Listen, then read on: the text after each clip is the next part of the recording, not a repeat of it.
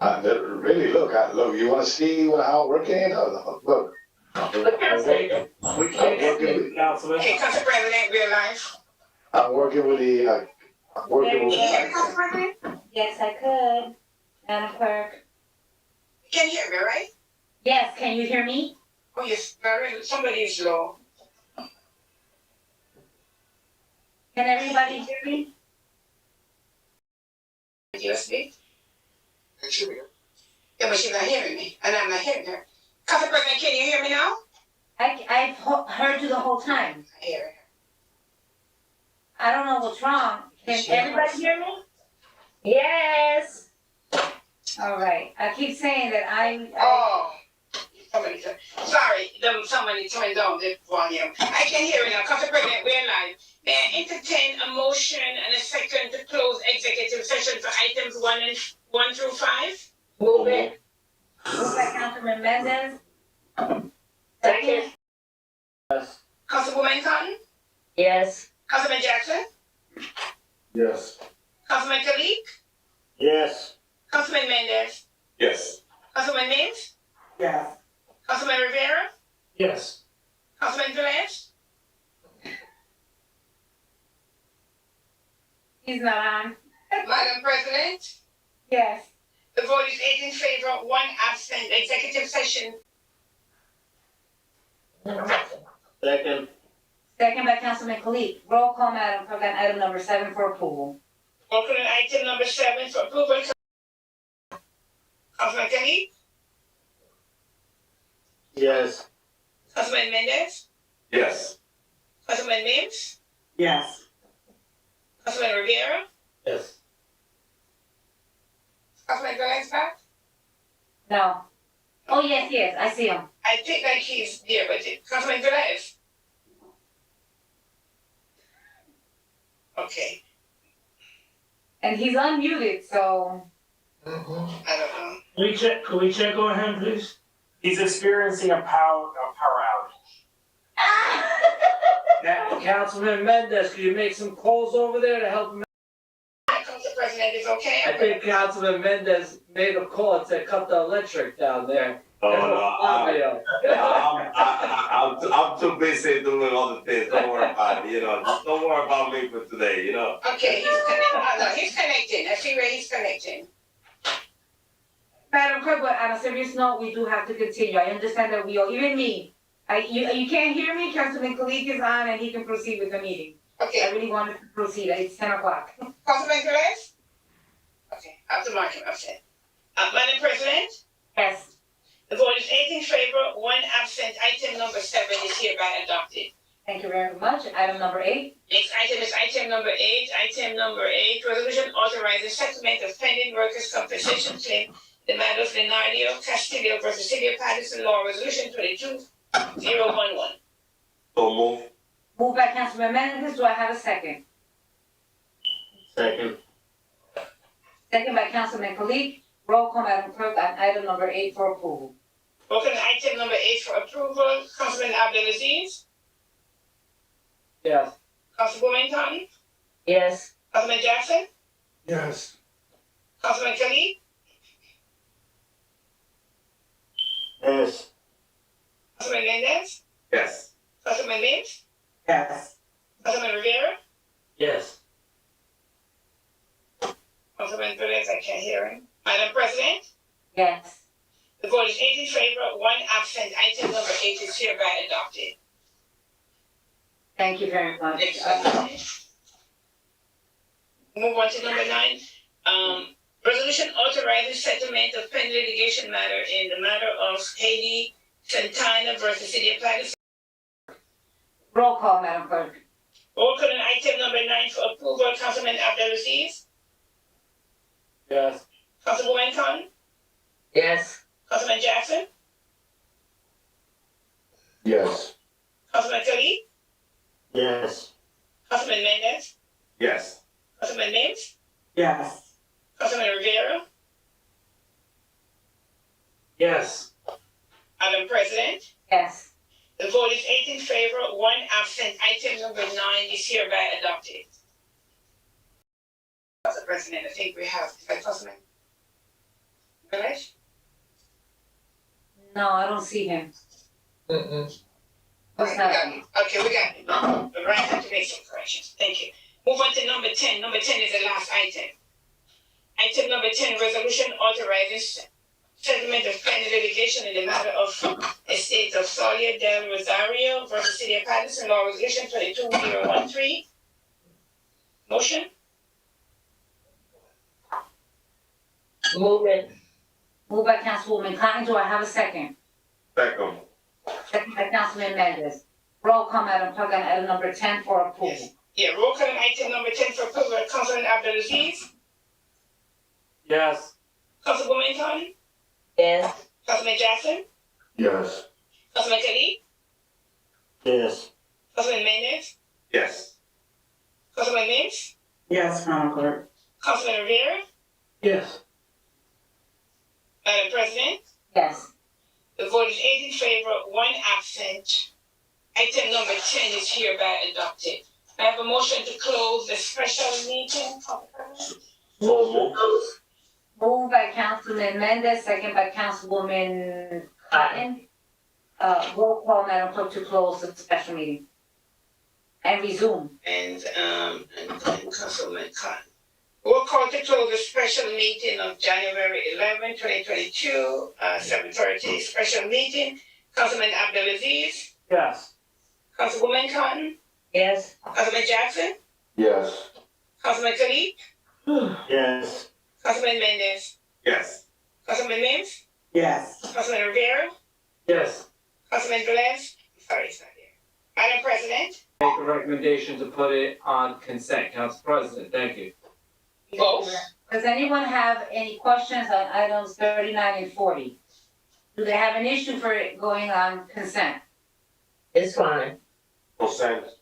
Okay, very well. Seeing that no one has any concerns or issues, we'll move 39 and 40 to consent. Okay, I have it. Okay. Okay, very well. I'd like to take police, 41 through 45. I understand that we have Deputy Chief Rivero on. Deputy Chief. We're gonna go through to accept an award for the U.S. Department of Justice for the 2021 Local Law Enforcement Crime Gun Intelligence Center Integration Initiative. Can you share with us, with the committee? I mean, the committee already met, but I'm saying with the rest of the council members. Regarding the intelligence, Grant. Correct, the grant. I'm on here as well, Madam President. Oh, you're back. Yeah, with regard to the Gun Crime Intelligence Center, it's a $700,000 grant. There's no matching funds, and basically what it will do is tie us. The closest one is Baltimore, and the other one is going to be up in the Stamford area. And what it'll do is tie us with our federal partners, our state and local partners, with, like fingerprinting on gun casings, what we call NIBIN, where the way a pistol or a firearm hits the shell casing of a gun, ballistics, all of that. It's a big intelligence center, so it's good for us. It's not that we're setting up a building or something like that. It's more of the computer, the intelligence, the collaboration between us all. So it's a real good thing for us, especially with gun violence. It's definitely going to be helpful to us, our ceasefire, our detectives, and helping us with gun violence. Okay, very well. Any council members have any questions on that? I think that it's authorizing to accept the award. So Council President. we can move forward to put that on consent. Councilman Council Rivera, you have a question? You're on mute, Councilman. Oh, so is this an ongoing grant? This is a one-time grant, but we will be able to continue to be eligible for more funding for this gun crime Intelligence Center. So it is, I guess it is a carryover grant where we'll be able to continue to get more funding. So by being in the first round of this, will allow us to be in the second round and the third round and continue with this Intelligence Center as we move forward. Any matching funds? No matching funds, no, zero. Council President. Councilman Velez? Director, you mentioned that what is the two hubs? You say, Well, the closest two hubs on the Northeast is Baltimore, which is standing right now, and Stanford is the other one. They didn't get up and running yet. They're like us, you know, in their setup stage. does the New Jersey State Trooper has the expertise? Excuse me? Does the New Jersey State Trooper have the expertise? Yeah, well, the New Jersey State Police will be partners in this because they do the, you know, Regional Intelligence Center. And I got to be careful with how much I share because they have the ROC. So yes, they will be working with us in this intelligence center. We'll be sharing the intelligence through them and then back to whether we share with Baltimore or whether we share with Wayne or whether we share with Hilden or whether we share just Paterson to Paterson. You know what I mean? It's more about the intelligence and solving, you know, gun violence, gun crimes, you know, ballistics, all of the things that come along with firearms. Does Wayne and all those surrounding cities that you just mentioned, do they have this same program that they putting money on it or no? No, we will have the money. We will have a gun crime intelligence center. We'll be ahead of everybody. So what would happen is, just to give you an example, say a shell casing was found in Wayne in a shooting, and a guy was seen on a camera shooting a light out, and somebody picked that shell casing up, a Wayne police officer picked it up. They send it to the state police lab. Well, they do what we call a NIBIN. It's like a fingerprint on the way the gun hit, the hammer hit the shell casing. Then we find out that in Paterson we had a homicide, God forbid. What happens is we pick the shell casing up and we send it. Through this intelligence network, what will happen is we'll get reports back that will connect us to say that, hey, Paterson, you need to communicate with Wayne because on the day that they found the guy underneath the light, and they know who he is, shooting at the light, that same gun was used in your homicide. You understand? It's more about intelligence and connecting the dots. The ATF or high calibers rifle is going to be involved? ATF's involved, yes. All right, Okay, thank you. so council members, are you all right with that item going on consent? Consent. Consent. Okay, very well.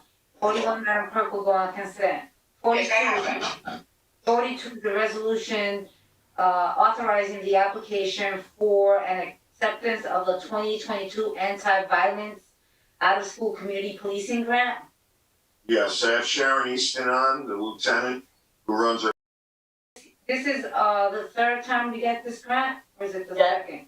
No, this is the third time. This is for 2022, and we were awarded. It started off with 1.2. Now it's 1.3. The 2022 is actually 1.5. So they've increased it. I think that is due to all the programming that we've been done because it's a program-based grant.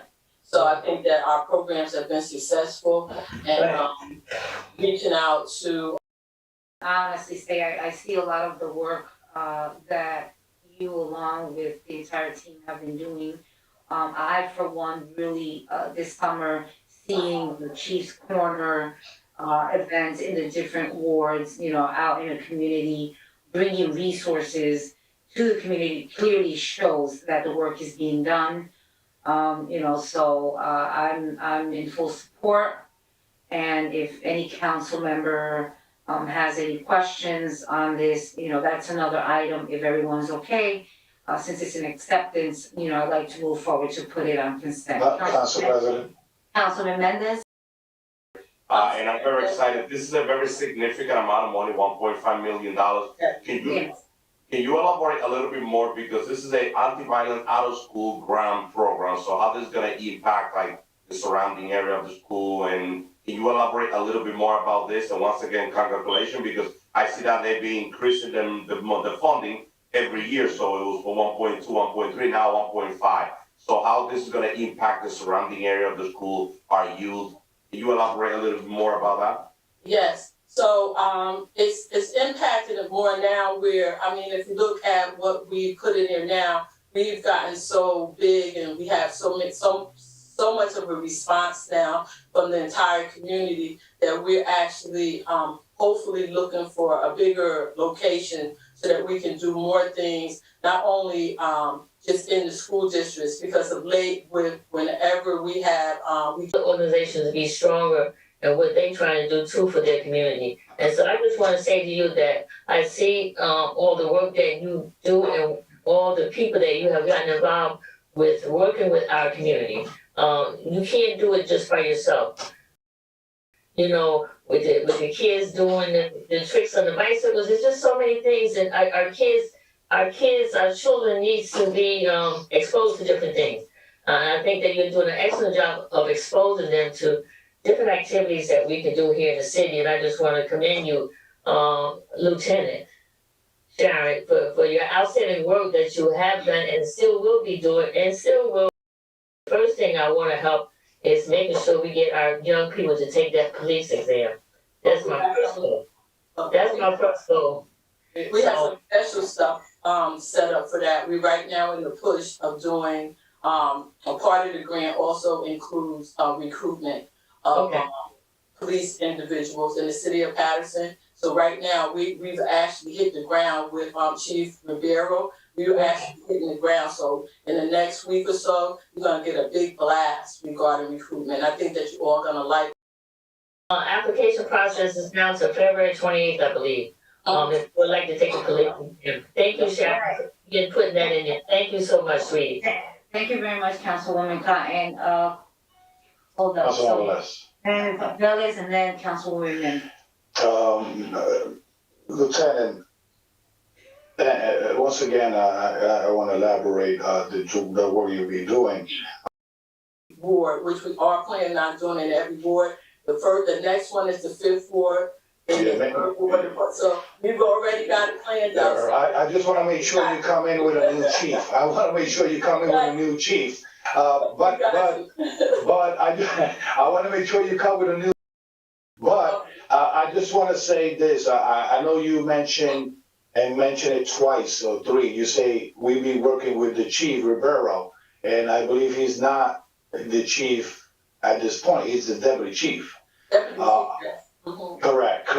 Now, my question is, I know that we approved 3 years ago, $1 million. Now it's what? 1.5 for this 22. Correct. And so just to update you a little bit, 2021 and 2022 once you approve it. So we're still in the midst of it, because what happened is that because of COVID, we did not get the grant monies until March, spending those funds. And we still have 2021. So it's good because, hold on, Council President, so it's good because they're not demanding you to return that money. They mean, No. good. So my We're not question gonna is. return it. We're gonna spend all of that on Correct. Paterson community, yes. And to hire individuals to come in and speak to the young people. So we're always open for that. And the grant does allow that. So will you share with us what's the plan? Where's that place will be? Well, right now, we don't know. We're still speaking to different locations, but we need someplace bigger. We got an outpour of families, not just young people, but coming to us so that the kids feel safer. Right now, if you see all the programs for the 2022 grant, that's very similar to the 2021 and the 2020 grant. All those programs are free. No person pays anything when they're part of our programs. But they charge, but the partners that you partner charge you guys, the police department, community policing for utilize those places. That's what I'm saying. Well, actually, the only thing that we're paying for is not the rental of the space. We're just paying for the people who are we have to spend the money in the grant. So that's what the bottom line is, that we don't want anybody to do us any favors because we have to spend the money. In order to get more money, we have to spend that money. Okay, so Councilman Bellis, if you have any more questions before the vote on next week, feel free to please email, through the committee and, any more questions. Councilwoman Mims? Love you. But thank you so much. Thank you so much for all that you do. And to see the faces of people in the community when you bring these resources, and I go back to, and I know Councilwoman Cotton talked about it, but in the first and the fourth ward when you brought the Chief's Corner, and listening to the community and some of the residents so excited that they were able to get vaccinated, they were able to get resources, and there was food there and there was entertainment. So I commend you on that. But I just have a question. How has COVID? And then someone catch COVID who's affiliated with the program, and then we had to shut the program down. So we've had programs where we've had cooking and STEM, and we've had several programs, and then right in the middle of the program, COVID had hit and we had to shut it down. So that's the only impact. And right now we've had The college provides and the different programs for the which is, I know I get a lot of kudos, but it's because you're pushing. And I don't want, it's three groups I don't want to disappoint. I don't want to disappoint the city of Paterson, the residents. I don't want to disappoint the council, and I don't want to disappoint my that every part of Paterson is represented, and that they enjoy all this funds and all the programs that you guys have allowed me to put in Paterson. So I want to just say thank you. Thank you very much. Great job, Sharon. So, Madam Clerk, as we stated, 41, 42, 43 directors, a resolution authorizing the award of contract to Lawman Supply for the purchase of body armor. It's a New Jersey state contract. Yes, that's it. That's a contract, and that's the. Yeah, Madam VA sent an email, director, and I think that the public deserve an answer about the body cams. I know that she sent an email to us, but I think it's for respect of the public and the outfit we are now to explain us a little bit about the body cam. If you saw the email, it was quite detailed. It was written by my lieutenant, Todd Pearl, and it outlines the entire process we went through with the body cameras for the rest of the body cameras to outfit the rest of the department that has to have them as per the Attorney General guidelines. Originally, I believe it was April, we thought we were getting 800,000. When the Attorney General came out with the grant, or came out with the mandate, we immediately wrote a grant. We thought we were getting 800,000. We prepared a resolution. We were getting ready to bring it before committee. We found out we were getting 534,000. We worked with the business administrator to get the additional funding over the course of the body camera contract. We were able to put that together.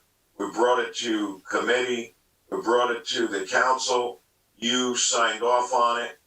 We had the contractor hold the cameras for us, which they were so grateful. We are so grateful that they did. We immediately got them in. We installed the structural issues that needed to be done with our IT department. We're still, as of today, going back and forth with the prosecutor's office. We're doing training right now with all the different divisions that will be equipped with the 269 of them. And we're going through, it's more of the fine line details. I spoke with Madam Prosecutor today. I spoke with the Deputy Chief who's on, with Todd Pearl, with the BA, with everyone. We've been going back and forth, getting the policy, because what happens is the Attorney General puts out a policy, and then, believe it or not, the county prosecutor is the chief law enforcement officer of the county, And she also can mandate a more stringent policy than the Attorney General put in effect. So we're going through all of that, back and forth, and we're hopeful that we're gonna come to a quick, policy that'll be perfected, and everybody will be trained, and we'll equip them. But So Director, moving along. Director, in our meetings of public safety, one of our questions as a committee that we asked, if every personnel, even plain clothes, was gonna be using body cameras, you say yes. The email that, Madam VA sent us has a subject that says body cams for patrolmen only. And I wanna make clear that in that conversation that we had in public safety, and that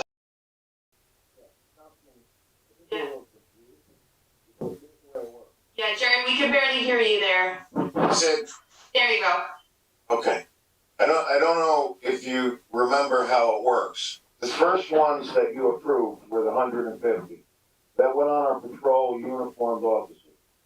Then in October, I don't remember, April or June of this year, the Attorney General came through with a mandate that plainclothes and all enforcement teams, anybody in an enforcement role, plainclothes or a uniform, would be equipped with body cameras. And they offered a grant. So we wrote for that grant. That's exactly what I just detailed. That's what's detailed in the entire email if you read it. It was supposed to be 800. It went to 530. We found the additional funding. We came to you. You signed off on it. There's policies that have to be put in place. There's structural things for chargers. If you read the email, it outlines it. I don't think Todd could have outlined it any better. But yes, that is for the rest of the department. But will detectives use them? No. When they go out and interview somebody, you're not going to have a detective with a body camera on. However, he would have a body camera assigned to him if he has to go pick up a homicide suspect. Or narcotics is doing a surveillance. We're not going to give up trademark secrets or radio transmissions as to how we operate so people know how narcotics operates and undercovers and things of that nature. So they will have a body camera assigned to them for when they're in an enforcement capacity. So yes, plainclothes, Okay. that's who we're working this for now. Okay, thank you very much, Director. Councilman Rivera? All my questions have been addressed, thank you. Thank you very much. Thank you. Okay, so, Councilman Jackson, did you want to say something? Yes. Okay, Director, that mandate that you're referring to that came in from the AG's office, it was effective when? June, I believe, Councilman. It came in June, and we immediately wrote for a grant. And we were told, it was like probably 2 or 3 months, and then we were told we were awarded 800,000, which No, I heard that part. would have footed the whole bill. So we write the resolution for the 800,000, and then we call up the AG's office to find out you ain't getting 800 grand. So what we have to do is rewrite the resolution, come back to you. That was supposed to be effective as of what date? December 31st. As of December 31st, this past December 31st. So as of right now, we're non-compliant. As of right now, we are training our personnel and going through the policy. So, I'm not sure if on the date to be so exact. Bert, you're on here. Is the date December 31st? It's on that email. I'm not sure if it's actually December 31st. We're going back and forth with the prosecutor now to get everybody equipped, but we have to make sure that the policy is in line because ceasefire does one thing and goes to hospitals to interview victims. So we got to change the way it reads for them. Narcotics does surveillance. So we got to change the way it reads for them. And the prosecutors got to approve this. And we're going back and forth. We've been going back and forth for weeks with this. So with Jerry, Director, the importance part here that I'm trying to figure out is if the Attorney General had given a baseline of the 31st or deadline of the 31st, then that means the training and all of these things that you're talking about is taking place now should have happened prior to. And I just want to be clear with you with the understanding of the council has purchased more than a sufficient amount of body cameras for everyone. In purchase was 150. Correct. And the second purchase was how much? 265. 269. So now we have enough. But you have to program them. You have to do the hardware of the charging systems. If you read the email, it breaks it down into the whole timeline, Councilman. I don't do that work. That work is done by IT. That work is done by the policy drafter. That work is done with the prosecutor's office. There's a lot of moving parts to that. If you look at that email details this right from the date to now. All right, well, I'll just say this lastly. I mean, the Attorney General, I'm sure. Did you read the email? Did you read the timeline? Or that's why I'm asking you, what was the deadline? I'm asking you, did you read the email? The email details this from the start to right now. I did not read the email. That's why I asked you, what was the deadline that was set? I couldn't tell you because I don't remember if they changed the deadline or they did not. I don't know if Deputy Chief Ribeiro knows if there was a deadline extension. Was there, Bert? I don't know of an extension, but the deadline was December 31st. It was December 31st. Yeah, so the 31st is the deadline. So the capacity and capabilities of, having a specific timeline. And I'm curious if other departments are having the same difficulties. I know North has been equipped with body cameras, other departments, major departments have been equipped with body cameras. The fact of the matter is, when there's a deadline set, I'm sure there's provisions laid out that allows for sufficient time. All of these, these items, line items that we're talking about, the charging, the training, who's healing initiative, healing collective was put in place. The interviews at the hospital of victims and witnesses were no longer, an option. No, that's not correct. That's incorrect. They can still, the healing collective has no bearing on telling a police officer that they cannot interview somebody. The hospitals have not been allowing. No, there were some things worked out where you're maybe confused with the property and that there were some issues. I don't want to really say anything negative, but there were some issues with people telling people not to speak to police officers. That's what the issue was. So we had Madam Prosecutor, the head of St. Joe's Hospital, the Healing Collective, attorneys were changed. There were a lot of moving parts there as well. So again, that is not how it read in a newspaper article. Our police officers, if there's a shooting and somebody wants to speak to a police officer in a hospital from Jump Street, we can go there and speak to them. But what we do have to do is medical care comes first, police officers speak second. That's the whole way it works. Care is first to make sure somebody's life is not put in jeopardy, and the police officer can speak to them. If the person wants to speak to us, we speak to them. And that's ceasefire. And that's what we're working out with the policy as to, the other issue is how many times should we review these cameras? And who will do those reviews? Because it's hard enough to do 150 cameras with spot reviews. Will there be one per officer? Will there be 3 per officer? There are so many things that we're going back and forth with every day on this that it's not as simple as you think, where you get this body camera in a box, you take it out, you put it on your chest, and you go out and go on the street and turn it on. It don't work that way. there's cloud storage. You have to, if you turn it off incorrectly, I have to catch that, and I have to then go look at that and find out, were you appropriate in shutting it off? Did somebody ask you to shut it off? Did you go into a hospital? Were you in a lawyer's office? There are so many moving parts to the policies, to the trainings, to the way that this works, to the actual structure. Correct, I apologize. I don't want to prolong it. I get it. If you look at that email, At the end of the day, very public, detailed. Jared, in the end of the day, the public, especially those who lost a loved one, the specifics and on all the particulars, it's the job of those who are required to do that job.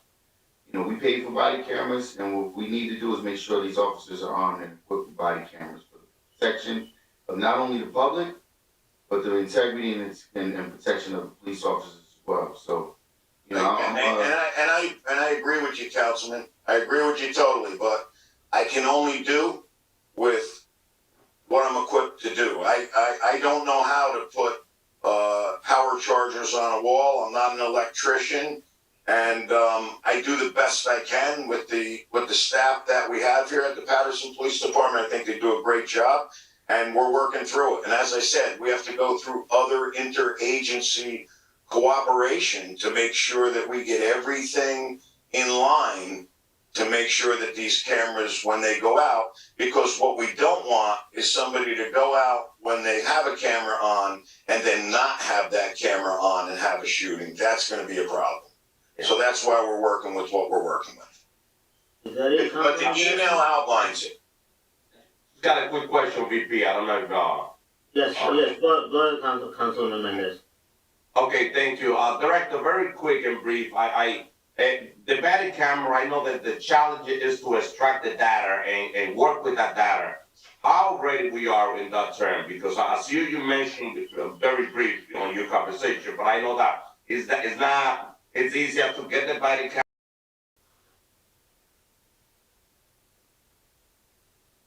Are you there, Director?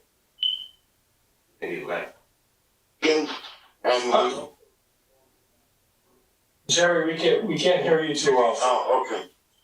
How about now? Can you hear me now? Yeah, That better? We work with the legal division, with Eamon's office, which has been very helpful on spot checks. We also are, have supervisors that are trained, frontline supervisors to go through, spot checking.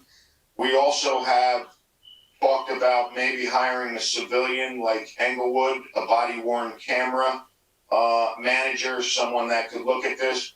But I'm not going to tell you that it's easy, and that's what we're dealing with the prosecutor's office and going back and forth with. How many times will a supervisor do a spot check per officer? So, like I said, is it going to be one time? Is it going to be 3 times? If it's 3 times, think about 11 hours of video footage with just spot checks, not to say that if the guy turned it off 5 times or 15 times, one officer. We have 400, over 400. Imagine if they turn it off a couple times and you're trying to go through that footage. It's no easy feat. I got news for you. It's very difficult. And obviously it's a learning curve, and this is all new to us. We're getting through it. We're getting through it, and they're doing good. The patrol division and the younger officers seem to adapt much better. But I'm not going to tell you that, someone like me that, wasn't in that tech world, if I had a body camera on every day, I might turn it off at the wrong time. I don't know. It's kind of new for the younger guys, and gals, it's a little easier. For some of the people that aren't tech savvy, it gets a little bit difficult, but we're working our way through it, and we're working through the policy. Understood. Thank you, VP. And Councilman Mendez, if I may, just for a second, Vice President Lee, there are very specific guidelines that are in place for who we've been proactive on this. And we're working through those issues to make sure that there's an appropriate level of review, perhaps even outside the police department, but within guidelines, right? So that not only are the police looking at it, but you have someone outside the police department looking at it as. Thank you, Corporation Counsel. So can we put 43 on consent? Everybody agrees? Yes. 43 Yes. is gonna be on consent, Madam Okay. Clerk. I have it, sir. What is it? Yes, I do. What's next, Madam 44. Clerk? It's 44 for police. Yeah, 44, 45, it seems like is usual, every year those comes up. Anybody have any question on 44 and 45? The only item there that we added at the end, it was For a contract, it's not a renewal on here, but it's something that we do every year for the sewer. Mhm. It's still Ward Montana.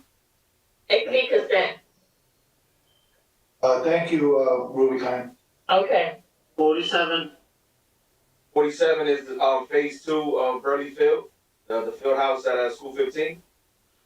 and any, I have that. Is this the second phase, Councilman Velez? Actually, Phase 2. Okay, good. item 48, 48. 48 is the maintenance of the turf fields that we do every year. consent, consent, yes. 49. 49, 49 is to solicit bids for solid waste. And that's the one, Council President, as you know, is critical, making sure that all the scores are in, and they have a committee to look into who's gonna bid on it, make sure they comply with everything that we needed.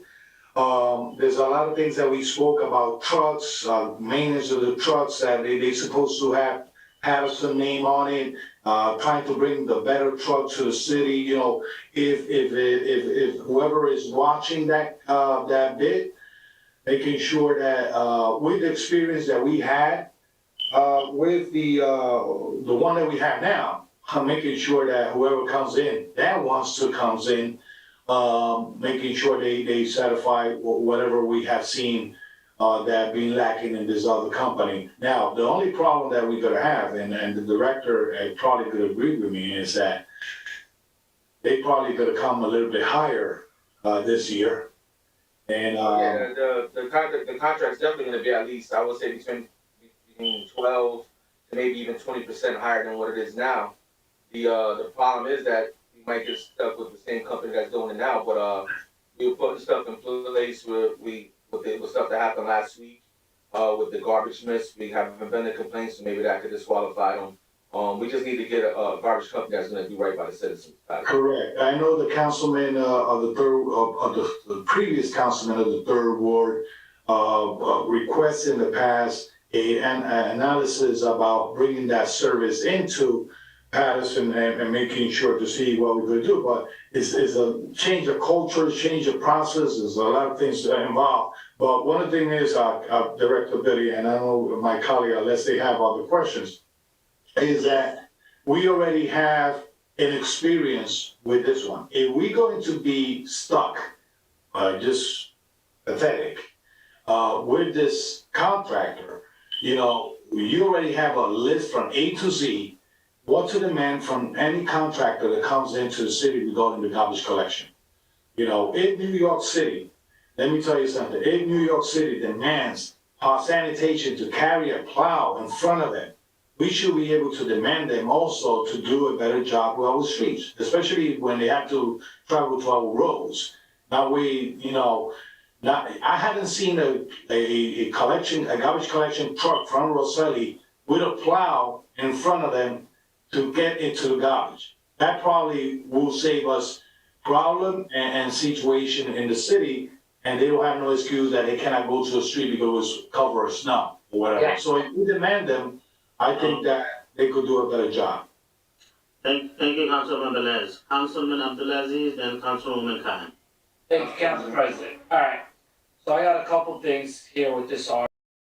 Two things, I'll let the process work out with whatever the company comes in, I don't get involved in procurement, that's administration. But there's two things that I want in the RFP for specs, right? I was in garbage cans.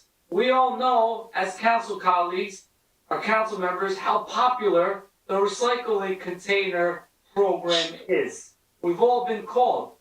So let's see if these garbage companies in these RFPs give a garbage container to each property in the city of Paterson. I don't know what that number is. I'm not privy to that. But you know what? They pay taxes, it's in the budget, and if each resident gets a $60 container, that's something I would look at. I would like to see the numbers. Other towns, you see, if you drive around, they have everyone on the block has a container. Every single one. Maybe we should do that. I don't think a container will do well for every house, but you know, these are some of the things that our residents, our taxpayers. So that imagine if they get a garbage thing, a container that we could give our residents. So Director, those are two things. If this RFP is going to be the same thing, then we're doing a disservice to our residents. Look to see if they could do different time for pickup over and over again. The service is not good.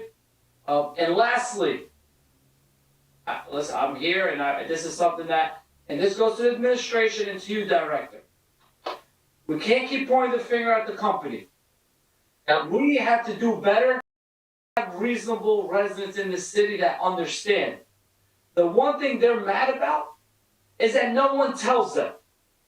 Nothing on Facebook, nothing on the site, no robocall, no posting.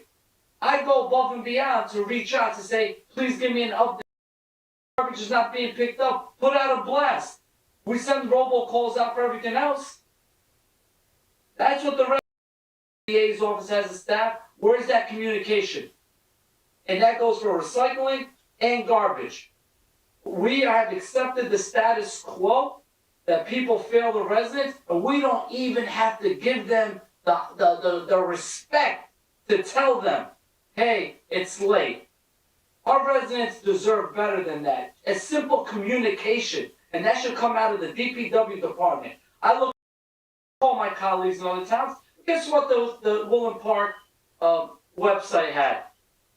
Please be advised, due to COVID-19, our contractor didn't make it out. Keep it out till Monday. Little things like that go a long way for our residents. Don't take them for granted that they don't deserve an explanation. Thank you. Thank you, Councilman. These are some great ideas. Councilwoman Cannon.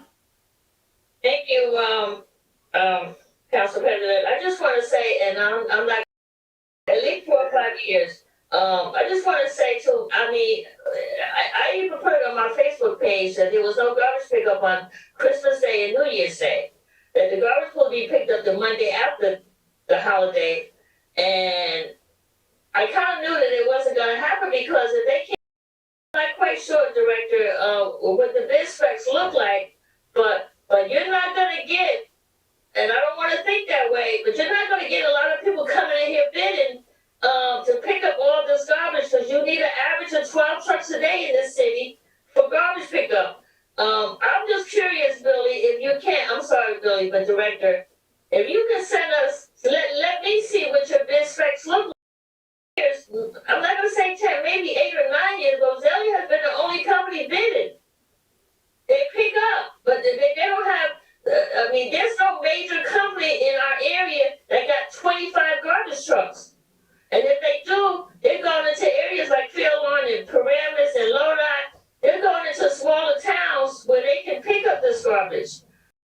With 16 units, don't put their garbage out for 2 weeks. Rats are running all over the place. I got to constantly send the inspector over there for this landlord who's not putting out the garbage. You know, landlords are cleaning out. Both of us came up with some great ideas. Yeah. I think we should pull my suggestion is pulling this item and look at the bid. We should look at the bid spec, and we should change. Then we have to extend the contract of Rosselli, and we don't want to do that, and we're not doing that, and we're not doing that. And the other thing is, I have to clarify. Before. Councilman, hold on one second. Councilman Rivera, then Councilman Jackson. The thing is, I've been quiet all night, but Al hit the nail on the head. This has to be redone. How do we expect to get the services if we have been doing the same RFP for many years now, and most likely the same company is the one that's gonna put in for it? So something's gotta be done differently. Councilman Mendez, then Councilman Jackson. Thank you, Council President. I just want to be brief. I was waiting for it, and I know Al, he made a great point, but let me just add, and I know Al knows about this. There's many other cities in Bergen County that they're choosing to do the overnight pickup, especially on the commercial area. I visited a few other cities in Hudson County. They're doing that. I think that it'll be a smart idea for us to go over the bid spec and do it right from the beginning. That will be important. My fear is that Roselle, they're gonna have the right to apply for the bid, and they might get the bid maybe 15% higher, and we're gonna end up into not having other choice. I think that if we pull it up and go over and do our work, that will definitely be more effective. So I'm just gonna leave it at that. Thank you, Council President. Councilman Jackson. Thank you, Council President. First and foremost, it really, it's not really specifically about the bids. What it's about is the level of accountability. This administration has failed to hold hold this company accountable for their failures. And, it's now where we haven't been allowed to do so.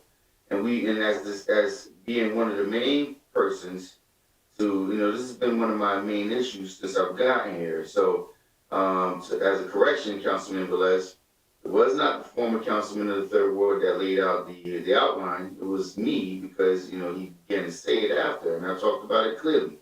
When we go down to the League of Municipalities, got a fully outfitted garbage truck, run the city about $150,000. I'm not going to prolong this on this. I've given this lesson tens and 20 times before. It would save the community a great deal if we did it ourselves. But with that being said, relative to allowing a third-party company to come in here and go out and make purchases for garbage cans and then come back here and make a profit on that as well, and charge residents by way of the taxation, the tax dollars that we're paying, we need to easily provide that. And we need to reduce the amount of money that we're spending on these third-party companies. We're spending way too much money for very poor services. The services that are outlined in cities like Bloomfield, they get a much better service because they actually hold the company accountable. And I'm sure all of our complaints and everything that we are outlining now, I'm pretty sure that they're laid out in the contract, the way they are. The time frame in which the garbage company on the borderline of Prospect Park and Paterson on Hopper Street. I have a resident who sent me video of the garbage company picking up garbage from Prospect Park because they're taking, small payments from those residents over there. So and relative to Councilwoman Cotton's comment where the buildings and residents are not putting out their garbage, that's not the job of the garbage company and or DPW. We have housing inspectors who is responsible for that. But when you cut a division and take away inspectors and have only 2 inspectors doing inspections for an entire city that has over 150,000 people in it, what do you expect? And we've sat right here and we've allowed Director Gilmore's division to be cut. His performance level has surpassed every other department, and here it is. The residents are not getting services because this administration continues to fail. When it comes to the perspective of making sure the residents' concerns are taken seriously. And here you have a garbage company that's being paid millions of dollars and they're failing. They're not doing their job. But lastly, I'll wrap by saying this. There's a gentleman who I know who worked for this company who grew up in Alabama Avenue, who was a driver and who decided he just couldn't work for this company any longer because the partners that he was forced to work with on the truck, they just was not treating the residents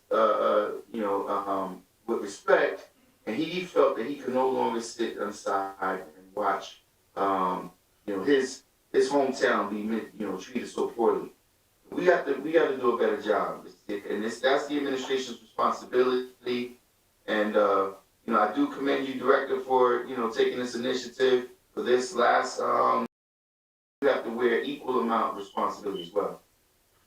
Thank you, Councilman Jason. Director, If I may, yes, one second, Councilwoman Kahan. Director, this temporary contract with Roselli, when does it end? This ain't temporary. This is their last option year. I know that. When does it end? June 30th. June 30th. Okay. Okay. So we got time. So, council members, council colleague, and we should look at the bid spec. We should change the bid spec as well. Okay, send it back to committee, please. Yes. We'll have it down Tuesday.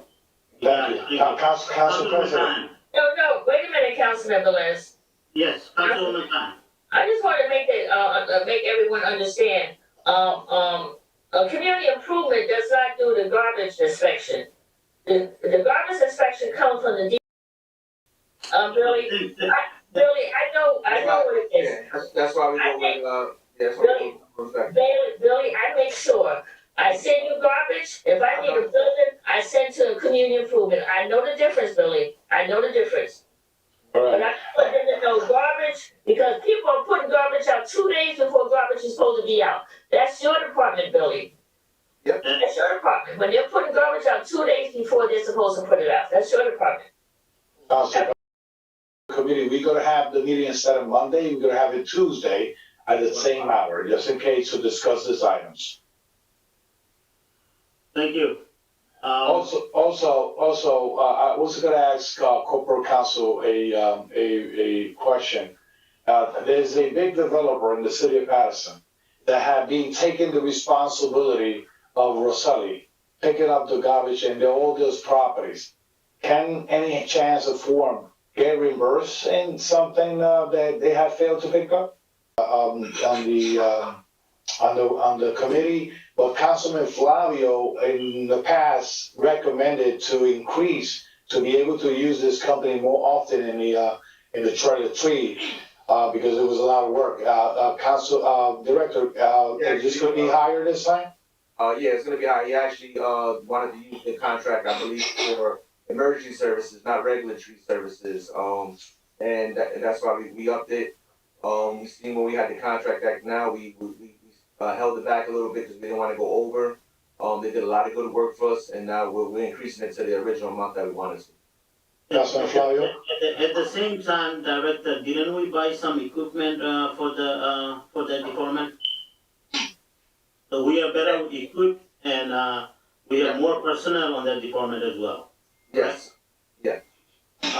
So this contract should not go. We should not increase the.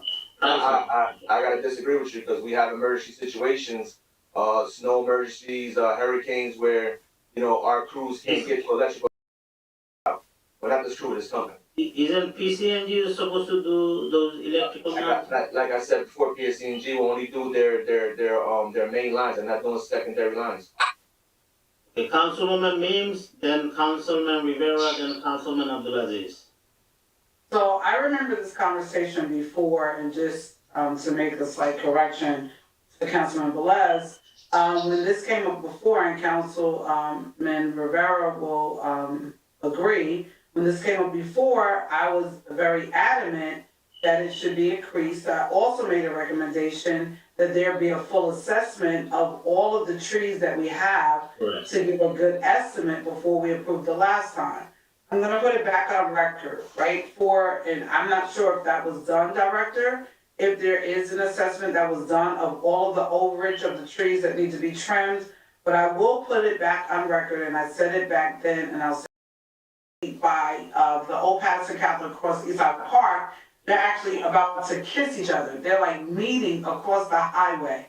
So I'm praying that with this contract, I think before this contract even we go forward with it, there needs to be a full assessment throughout the city. Because if we're gonna do trimming and we're gonna help with these trees, we need to do an assessment of the entire city, identify and do it by order of importance, what needs to be done. If it needs to be 400,000, then we should do it for 400,000. We gotta stop doing it for 50 or 60. We gotta do here it goes again, another plan. You want respect?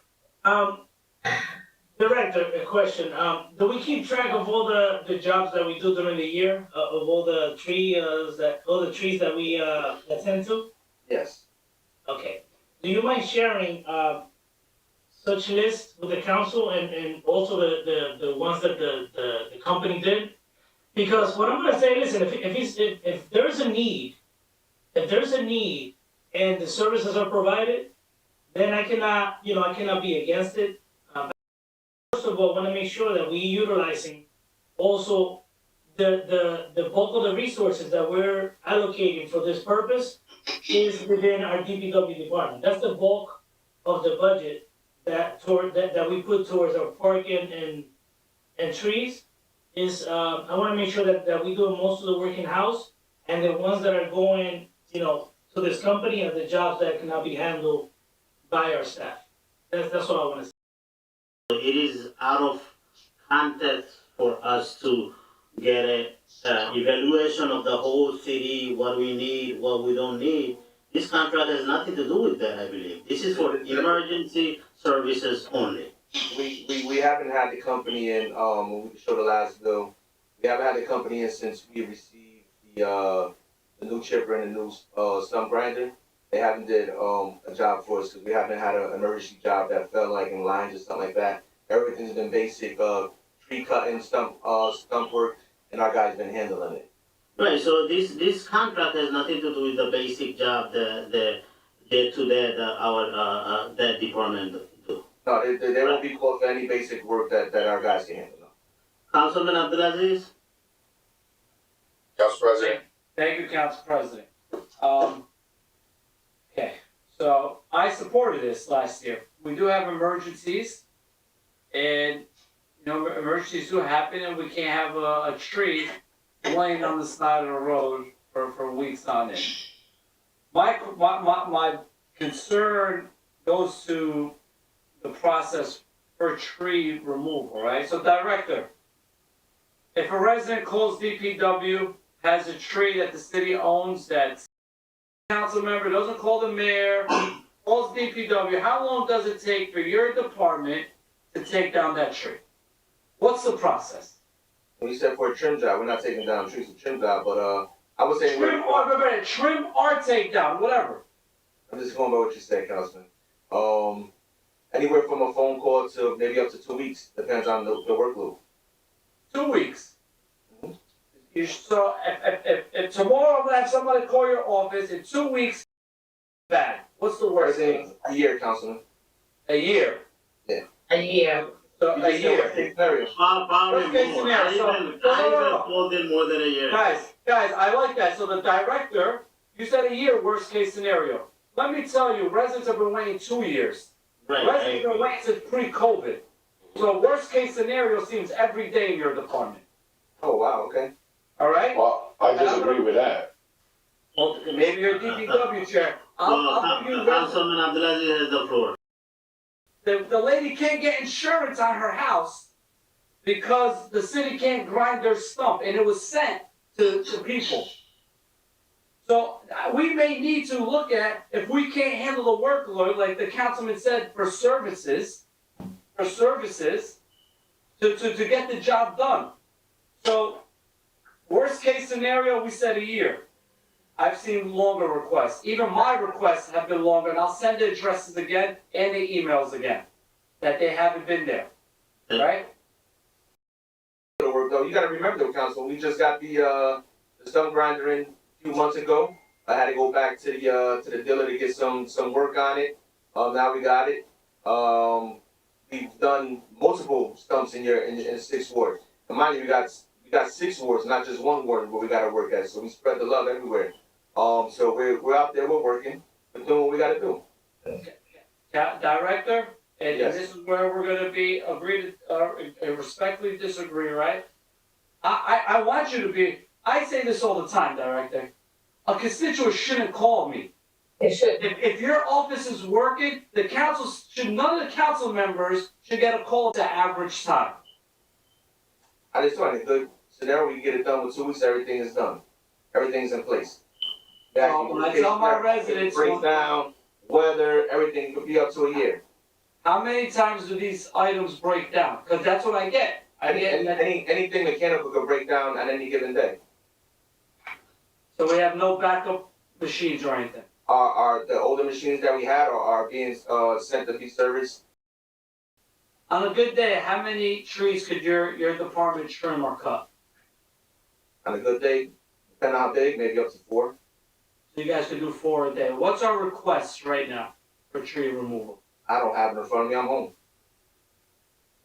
Well, this, Madam BA, through you, please get me the amount of requests we have for trees. Maybe we do need some supplemental help to help us catch up, right? Or I would like to see, I'm here to provide support and resources for the residents to get the services that they need, right? Please send me your request if anyone put in a request without, hey, I want to monitor this, because once again, it's communication. Once again, it's the services. Their garbages don't get picked up. We communicate very well, Councilman. What's up? So we communicate very well. Who? Me, you. I communicate with everyone. I'm just saying I want to communicate with my residents. So, Director, And for police response, far outweigh the people who are calling for a stump to be grind or a tree to be trimmed. The amount of phone calls that I receive when somebody's blocking their driveway or there's a domestic dispute, or, more importantly, the family members who call me because they have a measure of skepticism when a body camera is not being utilized that the city has enforced or that the city has at least purchased. That to me is a much more pressing and alarming issue than, how long, if it's a yearly wait, just to kind of drill over the director of the Department of Public Works. I've never seen the director of police, public safety and or fire, when we talk about the numbers of vacant and abandoned buildings, the numbers of fires. I just requested a list. How do we have fires almost every single day, yet we don't have a fire inspection report? I've never seen one of the councilperson grill or drill one of these directors, the director of public safety, the chief police.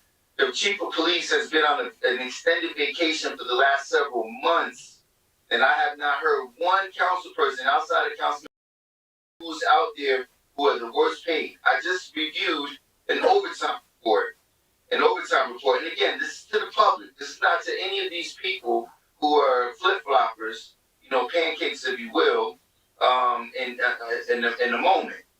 I just reviewed a police overtime report where officers in an excess of $90,000 in overtime alone, $75,000, which just the overtime alone far exceed. Extremely disrespectful from the context of he doesn't understand how to do his job. He came here, he asked for support for this emergency only contract. And you have some council members, in fact, Councilman Rivera, who openly acknowledged, I didn't support this last time. Yeah, you called him out the last time. When the VA refuses to allow him to hire.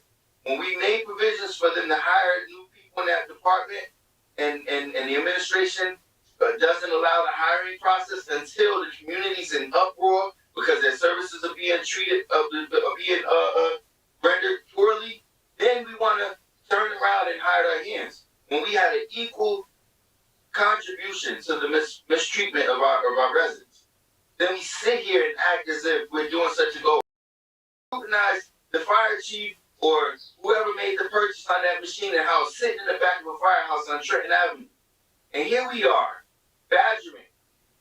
When I know, forget the director. I don't need to talk about the director. He can handle himself. In fact, I would challenge anyone to make a stance on the director. Bust their asses for $25,000, $30,000 a year, and they get the scrutiny of people sitting behind the desk who sit there and so callously and forgot that they didn't even vote in the affirmative to support the measure, and now all of a sudden they flip-flopping, changing their perspective and want to sugarcoat it with some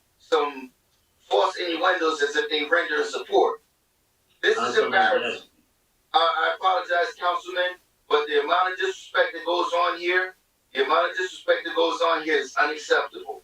It's unacceptable. These people are grossly underpaid. They're grossly underpaid, and they're rendering the services the best that they possibly can. I wonder if any of the council members want to go out there and look at the vehicles. People have commented on Facebook on how these vehicles are from 1970. Yeah, we made a couple purchases, but the fire department purchases new vehicles every freaking year. Councilman And here we never have any of these cowards put that kind of scrutiny on the chief of police or the chief of fire, and yet we got people being murdered in this community every single day. So let's just put that in context for a moment. Councilman Jackson.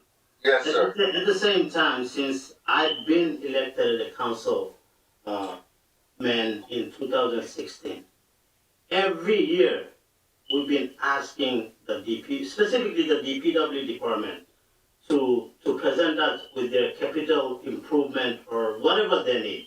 We are willing, we even said it on the council meeting, we are willing to bond money to give them all the equipment, all the something. I agree with you, Councilman. It's the administration job to provide them with the salary and whatnot. We don't hire them. Councilman Rivera? There's no rebuttal, but this is the thing. We all acknowledge that the DPW is underpaid. But that does not justify not providing the services and not doing the work. Ever since I started work, starting at 27,000 to whatever I make now, I've been doing my job the way I'm supposed to do it. Reiterating what she has stated and other council members, yes, we have a lot of employees in the city of Paterson, not just DPW, that are underpaid. But at the same time, the same way these people go out to work, we have a lot of residents that go out to work every morning. And now all 5-6 years, they still don't know how this government works. And that's very disturbing. And now they're pursuing higher office. It's just disturbing, very disturbing. Thank you, Councilman. We did an assessment. We'll update it this week and me to next week just to update it. But I believe it was presented to council that year during the same period of time that we were doing the last contract. Probably you have. Can you please So can you make sure I get it? I didn't see it. Okay, all right. Council President, Councilman Velez? there's a point that has to be clarified here, and I know that Councilman Abdelaziz and other council members say that I'm going to send you a list of stunts or to be removed. It has to be clear that if the tree removed, and we cannot remove that tree or whatever if the homeowner do not compromise themselves to fix the sidewalk. And the other thing is, I'm going to talk to corporate counsel, is to amend the ordinance of the trees and the sidewalk or whatever, because if me as a landlord want to plant a tree and that tree grows in 52 is awarding a contract or The maintenance contract for the complex is new HVAC system. yes. Consent? Consent. consent. No, I got it. 53? Yes. Title, 53 is for the courthouse. And it's for court. oh yes, so the courthouse to drop the city on the courthouse and as needed. Consent, okay. Consent, yeah. 53, okay. 54. 54. 54 is contract for new starters that the council allowed us to purchase last year. Correct. Freaking greatly, we just want to get 4 more. We got 2 new trucks coming in hopefully by Friday, and we have some older trucks that weren't online last year that we want to put on, and also 5 plows to outfit the same trucks.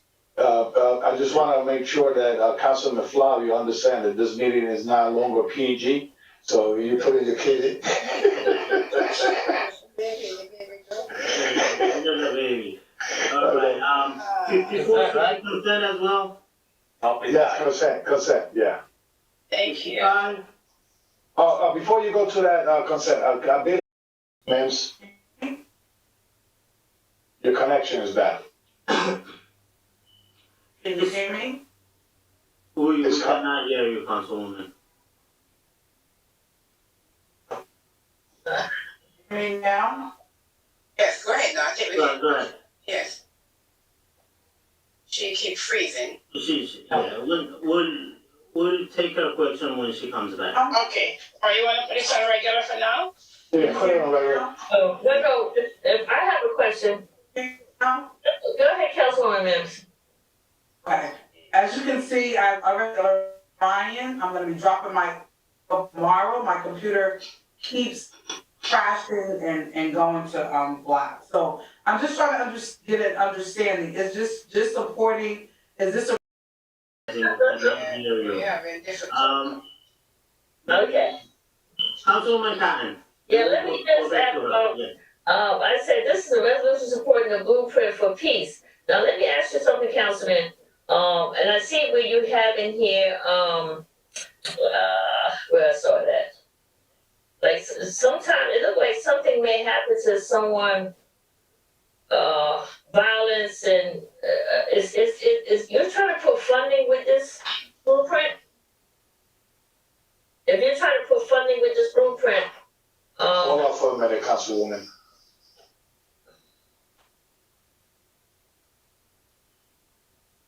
okay, we can't,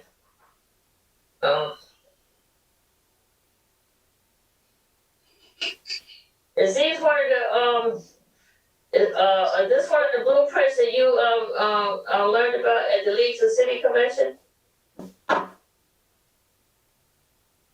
Because, you know, I mean, when you read this whole thing, it has so many different things in it, Council President. You know, Corporation Council. Can you, Corporation Council? Right, tell me what- Answer to, Councilwoman Cotton? what is this trying to tell us? Amen. Yeah, so this was a resolution that Councilman Velez asked us to look at. I don't believe that there's any funding attached to it at this point, so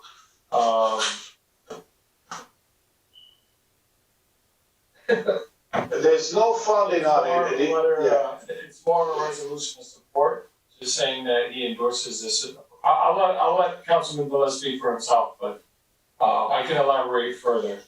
It's just an expression of support. All right. Well, the purpose, if you read Rubicon, the purpose on the bottom of the resolution, it will clear enough say that if eventually down the road, the state has an initiative to bring funding to this kind of needs in the community, at least we supporting that for be able to look it over in the city.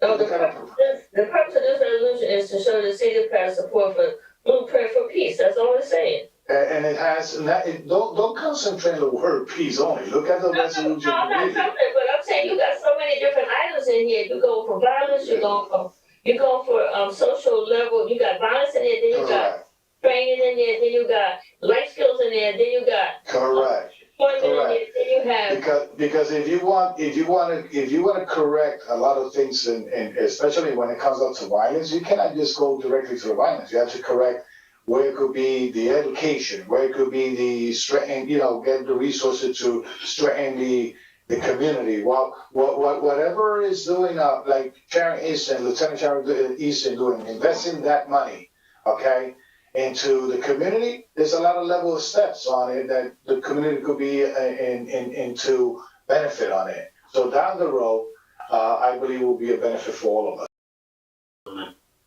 Go ahead. I apologize. Go ahead. You have a question on 56? Yeah, I think Councilwoman Cotton asked it. I was just trying to gain an understanding if it was connected to a restorative practice initiative or. you still. Yeah, yes, Council President, thank you. Councilman Velez, and again, I want to let him speak as to what his intentions are. I don't want to ascribe anything to him. But this is simply a resolution of support for this organization and its mission statement and its methods to accomplish that mission statement.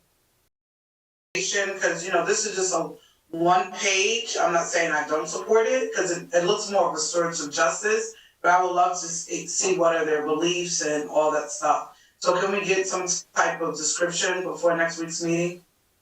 Thank you. Is that a yes? Yes. Dr. Benz, are you referring to me? I'm sorry. Yeah, I'm happy to do the research and provide that further. I know we did look into the organization at a bird's eye view level when we were asked to draft this resolution. Asking for things, Dr. Benz, I'm happy to oblige. Since you did it at a bird's eye view, I wasn't sure if it was a sparrow or a jaybird or a redbird. No, it's an eagle bird. I'm gonna forward to you, Council President, I'm gonna forward to Councilwoman Mims another question, anything that she put on the table, but I'm gonna forward her the. Yes, Council President, thank you. So, this resolution, relates to a pending litigation in broad strokes and, Sparrow's eye view. There is a chemical company, that was sued for, polluting, or pollution, and in response to strategy, decided that rather than each town hire their own counsel and litigate this, that they would work together and hire one firm, and as a result, each town would pay their proportional share. For Paterson, that comes out to $16. It should be on consent. Councilwoman Mims, you have a question? Yes, so I just, not that I disapprove, but this did not come through the legal committee, so I don't wanna hold it up for. You know, and I was thinking about that. Consent. Yeah, yes, sir. Consent? Yes, please. 57 consent, okay. Number 58 should be on consent as well. No, hold on. Let me see something here. Does you do you think Councilman Rivera have any issues with this? Is it Passaic County? Yeah, we do. Oh, okay, everybody left without saying nothing. We do have a quorum, yes, sir. Yeah. So, okay, so consent for 58? Yes. Okay. 59. What is the title of 58? I'm sorry, Madam Clerk. I'm sorry, I'm not the Madam Clerk. I'm sorry. We need to enter into a co-op pricing agreement with Passaic County co-op. Mm-hmm. Okay. These are usual. Okay. Yeah. All right, so we have 59. One more thing, Council President. Normal procedure. Yes. 59 should be concerned as well. Yes, a software for IT. IT. Service, yes. Okay, that's 59. And the other one is a 60 should be Copier. signed. consent? Okay. Yes. 61. Madam BA, can you give us the summary on 61? Sure, thank you, Council President. And I'm not sure if Ryan is on. Director Foote, are you on as well? Yeah, I'm here. Yes, okay. Perfect. So this is, that we came before the council in the fall regarding, prime during the kind of bid process. We looked through the technology that we have and then the, technology that could have been provided by Prime Point. And then now that we've started the implementation process, it has been clear that, what we thought we would be able to continue working with, our time track system, which is the key fob system that used to be the fingerprint system where employees would log in. While we could still utilize it through Prime Point, so I'll turn it over to Director Foote, who through this implementation phase has helped us realize that it would be better for us to just do the one-off purchase of the new clock system, so that we could fully implement it. It would be beneficial to all the timekeepers within each department as well as the payroll staff, without us having to, to really put an extra burden on them to learn this new system, to learn the time track system in that capacity, in the new capacity, as well as learn the Prime Point system. But Ryan, if you could speak in a little detail there. Absolutely. So I'll give you guys some details.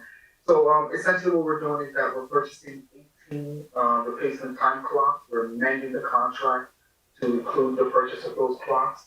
The clocks are gonna update our existing, legacy time clock fleet. The newer clocks, they're more efficient. They provide us with facial recognition and, they're a little sleeker also. It's gonna eliminate the need for us to continue to use the old time and attendance system. If we continue to use the old time and attendance system and the old clocks, it complicates an already complicated process. We'd have to enter the data in the old system and also enter the data into the new system. Then we'd have to retrain all of our timekeepers on how to input the data in the old system, then have another piece of software that would convert and migrate all the data once it's input into the old system into the new system. It's just a lot of unnecessary components that opens up a lot of areas where we have a lot of errors and input issues. So that's where we stand at the moment. It's just to replace the 18. What's the cost? So the cost is $18,000 for the 18 clocks. Each clock is $845. They're giving us a $50 discount per clock. And what are we gonna do with the old system that we have? The old clocks, the old software is going to be decommissioned because we won't be using that old system. The old time clocks, we were looking to upgrade them anyway this fiscal year. So those are just gonna be recycled. We'll go through the same process like we do the rest of our equipment. We work with the purchasing agent. We try for auction. If that doesn't work, then they get recycled. The newer clocks are a bit cheaper than if we were going to replace the existing clocks also. Council President. Councilman Mendez.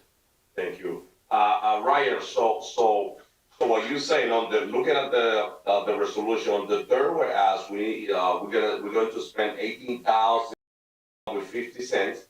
So the total amount will be $205,781.50 as a total contract, correct? Yes.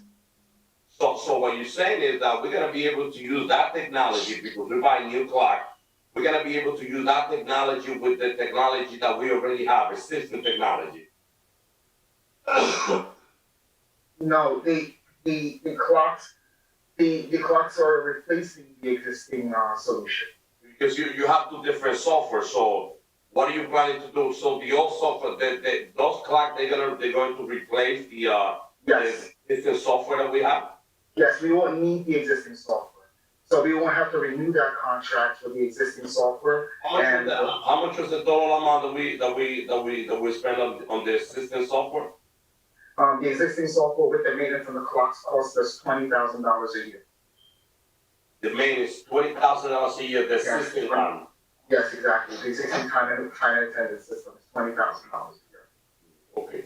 So the 18 clock plus the software that we have, because I'm just looking at the number, 186,971. So that's the total number, and you're gonna be able to.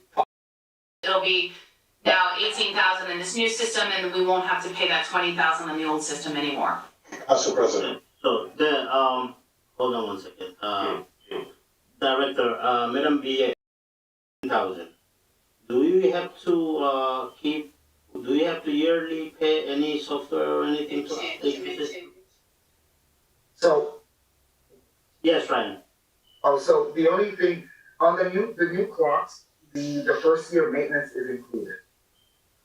The following years. So the following years we would have to pay. We would be paying the same amount as what we're paying now. It's $250 per clock. So it's gonna be so how many? We have 18 clocks. Well, it's 18 clocks, so that comes out to about $4,500 annually. And how much are we yearly paying for the current ones? 20,000. The maintenance on the clocks for the current ones is $250 also. The same price. Yes. Okay, understood. Council President. Who was that? Councilman Velez? Yes, Council President, who is required from A to Z to do the process of punching and this and that? Time clock.